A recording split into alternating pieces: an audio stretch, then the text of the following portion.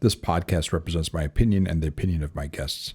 This is not medical advice, and I am not establishing a patient-physician relationship with any listener. The content here should not be taken as medical advice. The content here is for informational purposes only, and because each patient is so unique, please consult your healthcare professional for any medical questions you may have.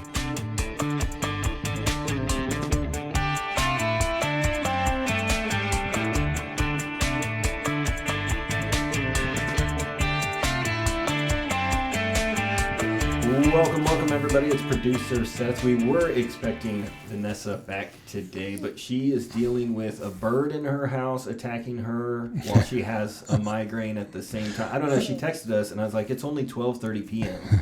and you're already having a fantastic day. And I'm here with Dr. Tadros. How you doing, doctor? I told Vanessa, you don't have to make excuses. If you don't want to show up, it's okay, Vanessa. We'll catch you next time. No, but she's going to be with us soon, and we're looking forward to it. I'm doing very well, Seth. Thank you very much. All right. So you got a plane to catch tomorrow. I'm going to drive. I forgot. Yeah, I told you I was going to Florida tomorrow, but we're driving. Yeah. Oh, you're driving to Florida. Yeah, it's the old-fashioned 1970s style. I need a station wagon so we can tie all your stuff to the top. That's right. And have the kids seated in the back, facing the back, and the good old days. With the real station wagon, Oldsmobile station wagon. Yes. I remember that. Me and my brother thought that was fun to ride in one of those and pretend we were reversing in a car. Got a kick out of that. So let's talk. We did an episode about drowning. That's a right. while back. And we were going to do a little drowning part 2, and this kind of ties into Florida and where you're going this weekend. Can you dive into that? I didn't mean that's a pun. Dive into that. Yeah, no, it's all right. I understand. Well, yesterday, because, when you do searches, you kind of remember some of your interests and it keeps popping up information. So there was an updated yesterday. That 12 drownings in Florida in the Panhandle, this is Fort Walton and Panama City and Rosemary Beach, the Panhandle, northern part of Florida. They've had 12 drownings in the last 2 weeks, and they're all riptide or rip current related drownings. This is something that Vanessa, you and I had covered in episode number 15 about 5 months ago about our reach, throw, row, don't go episode regarding drownings. So this was kind of, this is horrific. These are all preventable. And so let's talk about a little bit about this, just kind of update and focus instead of a whole session about all sorts of different ways people drown and et cetera. We'll just focus about these rip tides or rip currents. Yeah. It's a scary topic for me. Have I ever told you how scared I am of water? No, I did not know. I'm very scared. Like a public pool's okay or something like that. Mm-hmm. Even though I'm not really in sharing water with a bunch of people in a small area. Might as well just be taking a bath at some point. I've always told myself if the amount of chlorine to make me feel good would make it where I couldn't swim in it anyways. It'd burn your eyes out. You want to sterilize everything. You want to, yes, yeah. I know what you mean. When it comes to rivers, lakes, I see this big deep dark. You can't see what's in there. That's right. You don't know the exact depth, and that's always kind of freaked me out. Yes. Yeah. Well, ever since Jaws back in whatever it was, late 70s, people are afraid to look under the water to see what's coming up to nibble at their toes. But seriously, though, the drownings, and this is, and of course, these are not pool drownings. We're going to talk about is the beach drownings. This is ocean, and the Gulf of Mexico, which touches the beautiful white sand beaches that I'm going to be talking about in northern Florida in the Panhandle. Usually very flat, calm water, pristine, kind of clear water, white sand beaches. It's not a big place to surf, etc. So no people, I think, feel calm, feel safe. And certainly in the last few weeks, with the heat, more people are hitting the beach and going out into the water. But this is an NBC News article that I'm looking at from June the 28th, which is yesterday, and it was updated just about 5 hours ago. And I'm going to read a little bit of it. It says deadly rip currents are to blame for a dozen apparent drownings over the last 2 weeks on Florida's Panhandle, where there aren't enough lifeguards to keep beachgoers from venturing out into the water, despite red flag warnings. Experts said Wednesday, which is the day before yesterday. Actually, it was yesterday. So part of the struggle here is about the lifeguards, but of course you don't need a lifeguard if you don't get into trouble first. So what we're going to talk about here is 7 of the 12 deaths were reported in Panama City Beach, which now has the highest number of apparent drownings in any single locale in the United States this year. What's important here is all fatalities were men ranging in age from 39 to 68. And sometimes they're the primary drowner, sometimes they're the ones going out to try to save somebody else, and they drown, and the rescuer himself drowns. By comparison, as of Wednesday, which is yesterday, there's been a total of 60 apparent drownings in the entire country. As of yesterday, before there were 60 drownings in the whole country, and now we have 12 of them just in this one stretch of beach in Florida. So this is kind of big news, and it's a warning for all of us. The Bay County Sheriff, Tommy Ford, whose jurisdiction includes Panama City Beach, said on the department's Facebook page Sunday that beachgoers who flout the law and have to be rescued by his deputies are partly to blame for the, quote, tragic and unnecessary deaths in the Gulf of Mexico. So while this many reported drownings in such a short period of time is unusual, it's been recorded 195 rip current deaths since 2002 in the Panhandle. So 195 in the last 21 years. So this is a kind of a focal area where people feel relaxed because it's typically calm water and nice beaches, flat beaches. And whenever we have certain conditions with winds, and then that it tends to bring these currents, these riptides or rip currents that shoot a jet of water on the surface and a little below the surface, straight out from the beach, straight outwards. So people panic because they're getting sucked out into the middle of the ocean, not really the middle, but a few hundred yards sometimes out. And if they're not strong swimmers and if they're panicking, they get into trouble. Remember, you can't swim against this riptide, this surface current that's pulling you out away from the beach. You have to wait and let it pull you out, and then when you're out dozens, if not a few hundred yards, it'll peter out, and then you can swim to the side and back in. Or while you're being pulled out, you can swim out to the side of the riptide or the rip current and go back in. Former NFL quarterback Ryan Mallett became the latest apparent drowning victim Tuesday when he was pulled unconscious from the water in Destin. So this is even if you're a big, strong guy, and this is a really big problem, doesn't automatically mean you're a strong swimmer. Remember, even if you're a strong swimmer, you can't win against a 4 mile an hour current. This is extremely 4 miles an hour is just a fast walk for you and me on dry land, on flat ground, but 4 miles an hour, most of us can't swim against that. So you have to go swim it to the side so you can avoid the current pulling you out. So it's a deadly combination of very hot weather and rough water conditions that set up red flag conditions. And the rip currents start at the beach. You don't have to swim out a few dozen yards for it to catch you.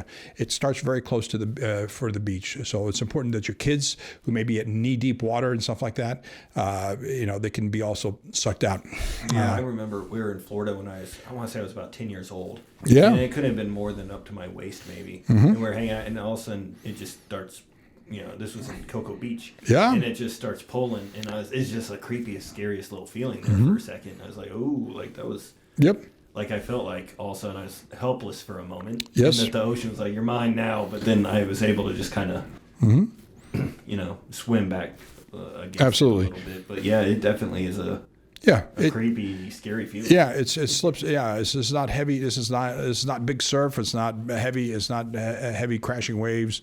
So it's extremely important to be aware that this is happening. Where a lot of people are going to be vacationing. We're just at the beginning of summer here, so people are going to be vacationing there. So be well aware. And this is the problem. People go to the beach so they can relax, so they can take their eyes off their kids because the kids are nearby. They're playing in sand, on sand and stuff like that. But and so you think everything is safe. You occasionally look up, or you're reading a book, or you're drinking, or whatever it is that you're relaxing with friends and family. But the problem is, if anybody's in or near the water, they need to be watched. And it's hard. It's hard because other people then have to be on duty to watch other people who are playing in and near the water. Remember, the people that are drowned here in just the last couple of weeks were men in their 30s to 60s. So this is not even children. So please remember that. Good. I think that kind of covers some of the stuff that we wanted to. We always want people to call and ask questions. We want you to be situationally aware in all sorts of situations, but especially in this condition when you're supposed to be relaxing, having a good time. So how do we prepare, though? Like you said, Sure. Even if you're a big, strong guy, well, that means it's pretty much anybody. That's right. Can either drown or learn how to swim, and learn how to swim to the Right. ability where they can save somebody else. Like my niece, she's an 18-year-old little skinny girl, but she's a lifeguard. Like Sure. she can save you Uh-huh. from drowning. She's trained in this area. So talk a little about how do we prepare ourselves. So first is that the area that you're going to be swimming in, they have flags, green, yellow, red. There are flags that tell you about the weather conditions, water conditions, turbidity, how cloudy it is, all sorts of different conditions, seaweed, sea life, kelp, and other things.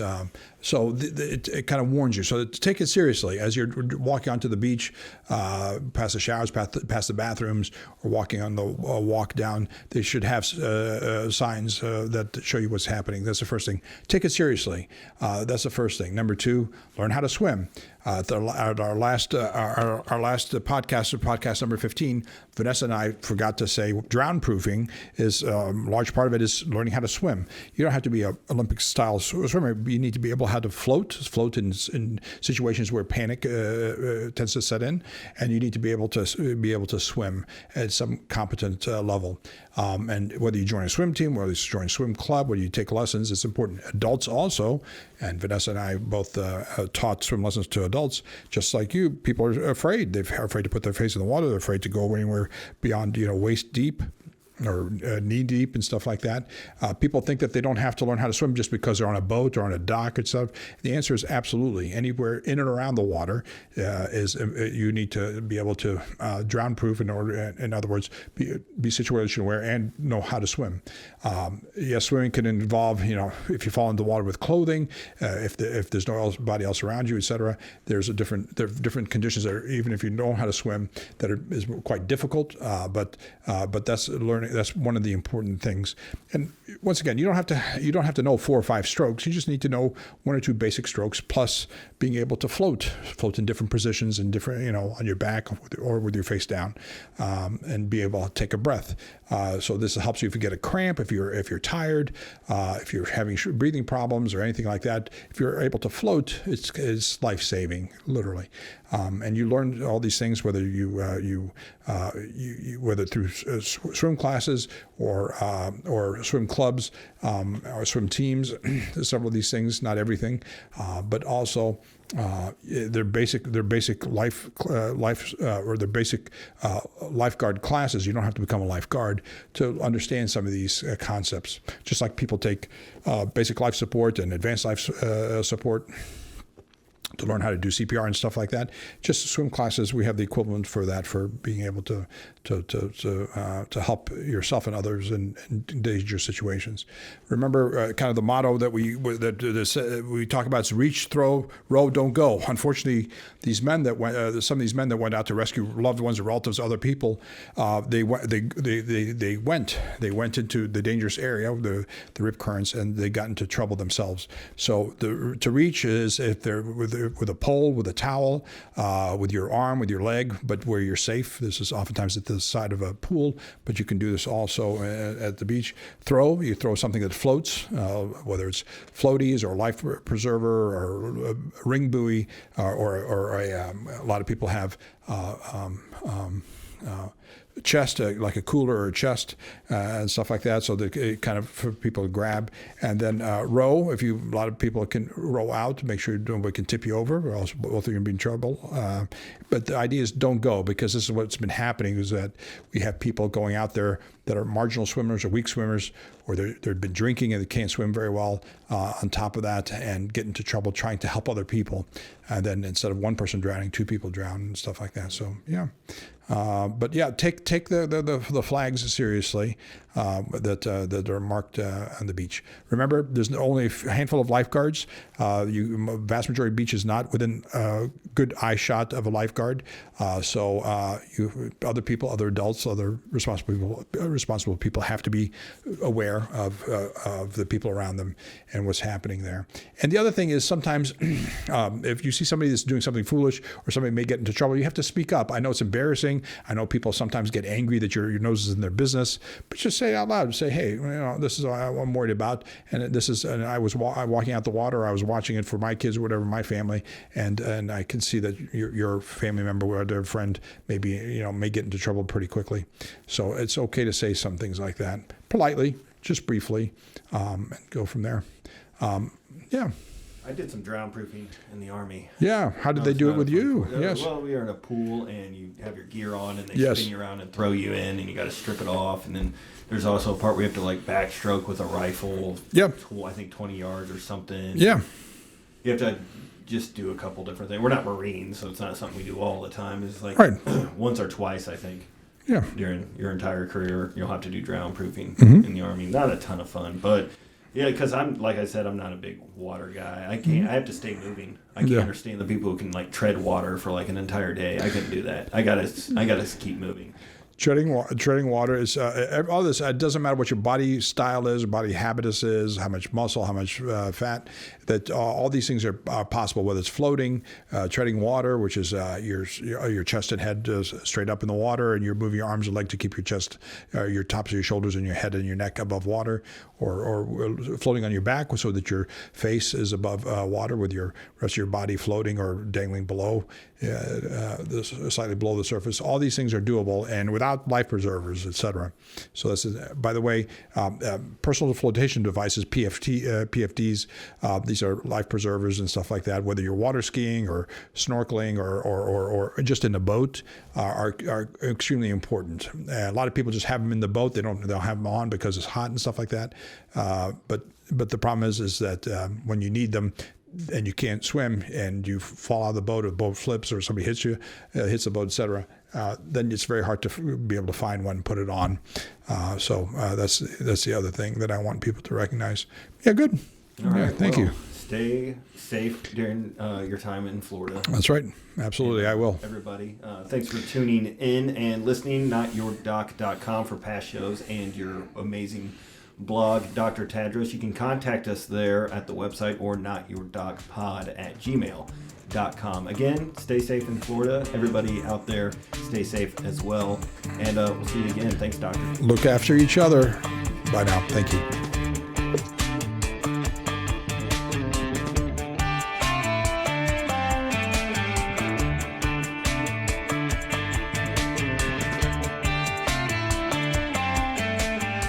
This previous podcast represents my opinions and the opinions of my guests. This is not medical advice, and I'm not establishing a physician-patient relationship with any listener. The content here should not be taken as medical advice. The content here is for informational purposes only, and because each patient is so unique, please consult your healthcare professional for any medical questions that you may have.